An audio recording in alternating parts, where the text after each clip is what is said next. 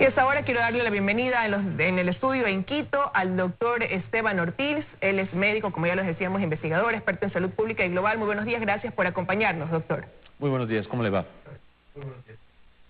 Muy bien, gracias. Bueno, el día de ayer, como ya lo conocimos en la mañana, la Organización Mundial de la Salud declaró al coronavirus o COVID-19 como una pandemia. Y quisiera preguntarle, a partir de ese punto, ¿qué implicaciones tiene el hecho de que se lo haya declarado así, tanto para los países que ya cuentan con casos confirmados como para aquellos que todavía no los tienen?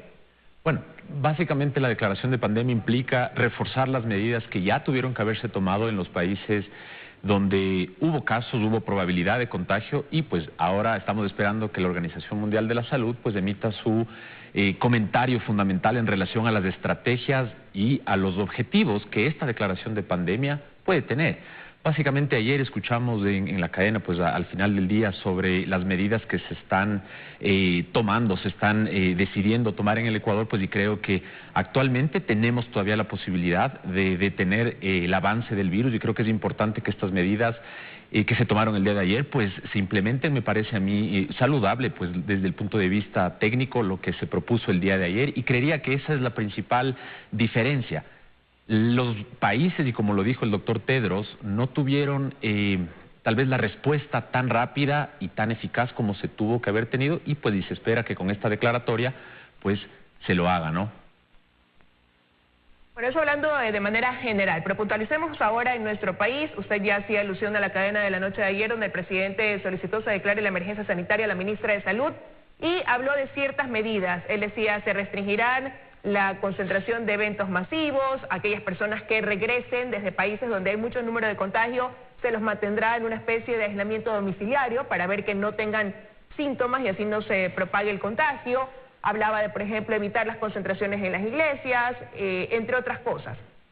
¿Cómo ve usted entonces el rumbo de estas medidas? Y también preguntarle qué alarmas cree usted que se encienden para el país una vez que se da esta declaratoria de emergencia sanitaria.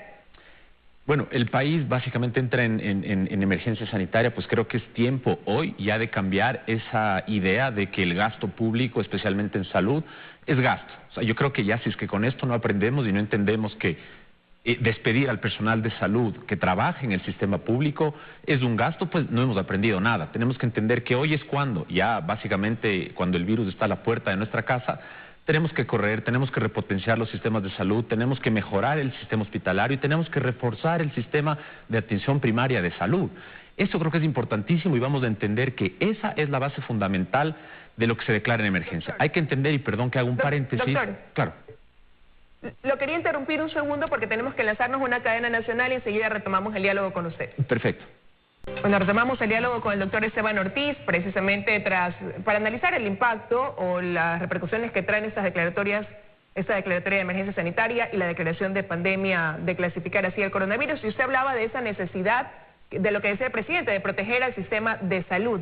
Y en ese sentido el presidente también decía que queda prohibida la salida de mascarillas, jabones, geles antibacteriales. Y yo quiero preguntarle cómo lograr mantener hasta cierto punto la calma en la ciudadanía. ¿Y por qué lo digo? Voy a basarme en lo que se vive acá en Guayaquil. Si uno recorre las diferentes farmacias, no encuentra geles antibacteriales, no hay mascarillas, sigue habiendo ausencia de medicación que es para elevar las defensas, lo que tiene que ver con vitamina C. Entonces eso sigue dando la pauta de que la gente sigue buscando abastecerse de estos productos pese a lo que ya se ha dicho, pese a que ha quedado claro quiénes deben usar cierto tipo de productos como la mascarilla para protegerse. Entonces ahora que hay una declaratoria de emergencia, ¿cómo llevar al mismo tiempo ese mensaje de tranquilidad y de más bien reforzar esa prevención, doctor? Y bueno, yo creo que el mensaje es clarísimo, es básicamente mejorar el nivel de calidad en la información que se ofrece a las personas. Nosotros no estamos aquí, yo creo que para criticar a un sistema de salud o a un país, sino básicamente recibir información que nos eduque. A la gente que está llegando de los aeropuertos, pues básicamente se le está tomando la temperatura, se están tomando otras medidas, pero no se les informa adecuadamente lo que tienen que hacer en el caso de desarrollar síntomas. Esto lo digo por experiencia, tengo colega salubrista que vino hace un par de días. Yo felicito las medidas que se lanzaron y que vimos en la cadena. Me parece que son muy importantes en este punto. Si nosotros vemos la curva epidemiológica en el Ecuador, ha disminuido la velocidad con la que ha crecido el número de nuevos casos. Por lo tanto, es ahora cuando hay que actuar y hay que actuar lo más fuertemente posible. Todos tenemos que sumar esfuerzos, pero claro, entendemos que hay un país donde hay deficiencia en que todos accedamos a la educación. Por lo tanto, la falta de educación es importantísima. No llegamos a la gente de la forma correcta y eso es lo importante. Hay que nosotros educar y educar bien, porque si es que no educamos, pues la gente va a seguir haciendo lo que se hace. Ayer vimos en algún juzgado lo que pasó. La gente seguramente no fue porque la señora quiso hacer daño, que salió a este Consejo de la Judicatura o lo que haya sido, sino porque seguramente no tuvo la información necesaria. Entonces yo creo que es importante reforzar eso, entender claramente cuáles son los protocolos de manejo. Por ejemplo, que el Estado nos tranquilice y nos diga que tienen tantos miles de pruebas reactivos, que los protocolos son muy claros, que se los va a hacer de esta forma. Yo alzo unas alarmas. Actualmente ahora pues nosotros tenemos que entender que los seguros de salud privados y el sistema privado más o menos abarca el 20% de las atenciones en el Ecuador. Los seguros privados pues no van a cubrir la epidemia o la pandemia, pues ahí es cuando nosotros necesitamos que el Estado cumpla su rol. ¿Cómo nosotros vamos a permitir que un 20% de personas que aportamos a seguros privados nos enfermemos por algún tipo de estas enfermedades que se declaran pandemias, que obviamente puede ser un solo caso, si es que sería el sarampión, ya se declara como epidemia? No nos van a recibir en los hospitales privados, vamos a poner más peso y más carga al sistema público de salud. Pues ahí es cuando el Estado tiene que actuar y básicamente tomar medidas para ese tipo de posibles escenarios donde el sistema hospitalario se desborde. Eso es lo que no queremos. ¿Va a haber enfermos? Sí. Seguramente va a haber un par de muertes, sí, esperemos que sean las menos posibles, pero no queremos que la curva epidemiológica se agudice y desborde el sistema hospitalario, porque el sistema hospitalario, ayer vi, tenemos más o menos 386 salas de terapia intensiva en el Ecuador, pero la mayoría de estas están ocupadas porque tenemos otras enfermedades, tenemos gente que se accidenta, gente que tiene un montón de enfermedades que requieren esto. Por lo tanto, evitemos que esta gente vaya al hospital. ¿Cómo? Reforzando los controles, hoy más que nunca, ofreciendo información. ¿Quieren tecnología? Pues demos a las personas que llegan un tipo de aplicación para que la persona esté todo el tiempo mandando información desde su hogar, con georreferenciación, obviamente que esto no se circule ni sea privado, pero que el sistema maneje esta información, que nos diga con quién está, con quién va a estar, si es que tiene o no tiene síntomas, dónde acudir si es que tiene alguna molestia. Toda esa información, si es que sea clara, seguramente todos vamos a poner el hombro para que esto no progrese a lo que nosotros, los epidemiólogos, salubristas y gente que se dedica a esto, esperamos que no, que es que la curva básicamente se agudice, que sería en realidad fatal para un Estado, ¿no?, como el nuestro. Bueno, en China dicen que se ha activado este escaneo del código QR cuando uno llega a algún lugar donde sale un formulario y queda el registro de quién visitó ese lugar, cuándo, para en caso de que haya un contagio comunicarse con esa persona inmediatamente, ¿no? Pero ahora, entonces, con lo que usted acaba de decir, el hecho de que se hayan aumentado de 15 a 22 los hospitales que el gobierno ha dispuesto para la atención de pacientes con coronavirus podría llegar a ser incluso insuficiente si es que la curva toma otro giro aquí dentro del país en cuanto a nivel de contagio. Bueno, claro que sí. Vemos nosotros un sistema de salud como el de Italia, que es un sistema sumamente fuerte, es un sistema con un seguro básicamente universal, se desbordó y básicamente nosotros vemos que regiones con una saturación del sistema hospitalario aumentan la mortalidad. En Wuhan la mortalidad es el doble que en otras regiones de China. ¿Por qué? Porque ahí básicamente pues fue el epicentro, básicamente la zona cero, donde la gran mayoría de los servicios hospitalarios se desbordaron. Entonces, eso es lo que hay que evitar. Acordémonos que tenemos una población que sufre enfermedades de todo tipo. Este es el tiempo para que nosotros podamos reforzar todo lo que es. Tenemos agua potable en el Ecuador en todos los cantones, pues es ahora cuando tenemos que actuar. Tenemos nosotros medidas mucho más fuertes para controlar que la gente no bote basura a las calles, que nosotros tengamos una sociedad libre de enfermedades que son fácilmente controlables. La tifoidea, un montón de enfermedades diarreicas se pueden controlar solo por tener un acceso adecuado al agua.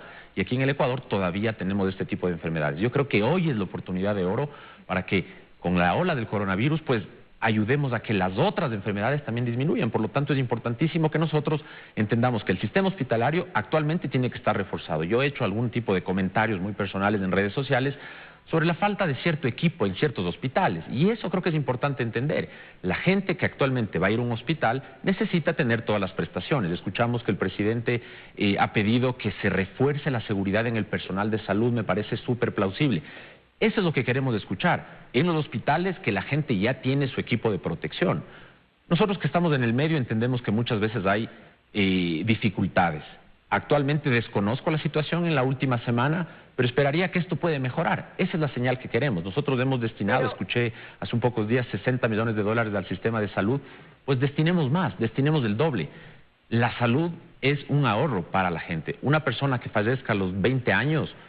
va a tener 60 años de vida perdidos. Si nosotros multiplicamos eso por las miles de personas que fallecen y que se puede prevenir, pues básicamente la salud tiene que ser prioridad, y eso es lo que nosotros buscamos desde este espacio, que se concientice no solo a la ciudadanía, sino a las autoridades, y que paremos de ese discurso, pues que el gasto en salud doctor, es eso, ¿no? ¿Podría llegar, doctor, el momento en que esto no sea un manejo netamente del sector público, sino que se requiera del sector privado, del apoyo del sector privado en materia de salud?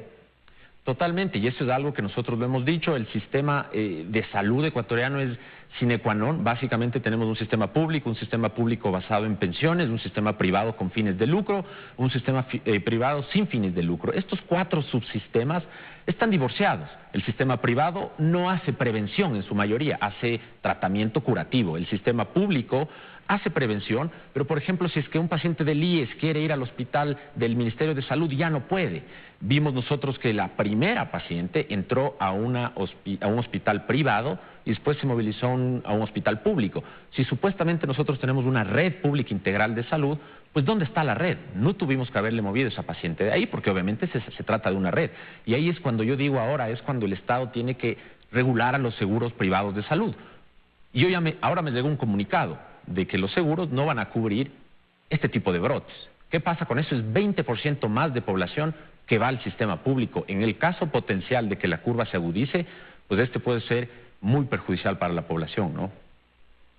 Ahora, doctor, y quisiera preguntarle sobre lo que ocurre actualmente, considerando lo que usted acaba de mencionar. La primera persona diagnosticada con coronavirus fue el 29 de febrero. De ahí a la fecha, hoy 12 de marzo, hasta ahora, casos confirmados en el país, 17, reconocido por las autoridades de salud. ¿Qué lectura se puede hacer entonces en torno a que tengamos este número de casos después de haber sido detectado el primero, en cuanto a lo rápido o lento que avanza el contagio acá, ¿no? Y que eso también guarda relación con lo que se está haciendo o se está dejando de hacer para prevenir la propagación del virus? Bueno, a ver, mi lectura muy técnica es obviamente que el pesquisaje de esa paciente se lo hizo tarde, por eso es que tuvo, desde que ingresó al país, casi 13 días hasta el diagnóstico de coronavirus, y obviamente eso hizo que una sola persona, y según entendemos, haya contagiado a 16 personas más, porque hasta donde tengo entendido, y esta es la información que yo requiero, que requiere la gente, es saber los detalles exactos de cómo se moviliza, cómo se dinamiza este virus aquí en el Ecuador, y esa es la información que no tenemos. Nosotros hacemos modelos con la poca información que se nos da. Entonces, básicamente, claro, la paciente se pesquisó, estuvo 7 días en la comunidad, sus familiares se infectaron y vimos por eso un crecimiento del 1000%. O sea, en los primeros 5 días el número de casos creció en 1000%. Y eso fue porque obviamente el caso 1 contagió, y ustedes pueden ver en ese gráfico, contagió a sus familiares del 55% hasta el día de ayer. Entonces, eso es lo importante que hay que recalcar. La curva se está aplanando y ahora hay que actuar, ¿no? Pero bueno, y eso también nos hace pensar, y la lectura que hacemos quizás quienes no somos médicos o expertos o técnicos, es que hay un mecanismo de control, que están funcionando las medidas de prevención, porque vemos que los casos no avanzan o esa propagación del virus no avanza como en otros países se está dando. Pero también ahí la pregunta que muchos se hacen es, la señora estuvo 7 días aquí en contacto con la comunidad, a lo mejor porque los síntomas lo confundió con alguna otra enfermedad, y hasta qué punto puede pasar eso, ¿no? El hecho de que no desarrolles todos los síntomas de golpe, sino que tengas un ligero dolor de cabeza o tengas solamente fiebre y puedas atribuirlo a otra cosa y no pensar que lo que tienes es coronavirus. Bueno, eso puede pasar y eso es muy probable que pase, pero ahí es cuando viene la información eficaz. La persona, para mi parecer, tuvo que haber llegado y en el aeropuerto, más que tomarle la temperatura, porque sabemos que un montón de pacientes son asintomáticos al inicio del brote o de la enfermedad, tuvo que haber recibido información, y esa información tuvo que haber sido clara y decir, usted va a estar en su casa, si usted desarrolla el primer síntoma, que puede ser este o este, por favor comuníquese con este o esta persona o este o tal número y evite el contacto con el resto de personas. Nosotros ya tuvimos un primer simulacro con el paciente chino en enero y parece que no aprendimos. Entonces, básicamente, creería yo que todavía podemos contenerlo. Ayer, y esta información que yo la analicé muy brevemente, es con la información que me toca sacar muchas veces de los comunicados oficiales que son escuetos, se puede ver que la curva se está enlenteciendo. Eso me gustaría que me transmita a mí la autoridad sanitaria, y por eso es que yo y mucha de la comunidad científica hemos pedido que se nos incluyan en los diálogos con el Ministerio de Salud. Si nosotros no estamos aquí para criticar, sino para aportar en lo que se pueda. Sí, nosotros podríamos aportar, básicamente, yo les pongo un ejemplo muy puntual y me encantaría que aquí se tomen decisiones desde el Estado. Secuenciar el virus Aquí en el Ecuador no se lo ha hecho. ¿Por qué no se lo ha hecho? Porque la autorización para analizar esa muestra biológica en el Ecuador puede tomar 8 meses.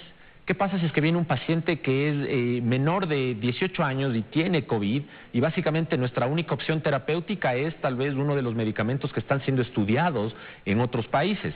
No le podemos administrar ese medicamento en el Ecuador. ¿Por qué? Porque la ley lo prohíbe. ¿Por qué? Porque se implantó una ley que es sumamente restrictiva para realizar investigación. Y no hablamos desde el punto de vista bioético, sino desde el punto de vista práctico. Vean ustedes cómo nosotros en países, en Chile ya se secuenció el virus, en China sabemos exactamente las características clínicas de los pacientes y aquí en el Ecuador no sabemos. Yo más o menos estimo que hay 3 pacientes hospitalizados y que están graves, pero no sabemos nada más. Eso quisiéramos saber y por eso se necesita que el Estado facilite esto, ¿no? Es el momento de comenzar también a revisar aquellas cosas de las que se debe corregir para poder sumarnos en los esfuerzos y evitar que haya una propagación mayor de este virus, pero también lo que decía el presidente, ¿no? A cuidarnos nosotros también, a protegernos, a colaborar con estas medidas de prevención, a ser un poco más coherentes en nuestras acciones también. Quiero agradecerle, doctor, que haya estado esta mañana con nosotros aquí en los desayunos de 24 horas. Muchas gracias, Liz.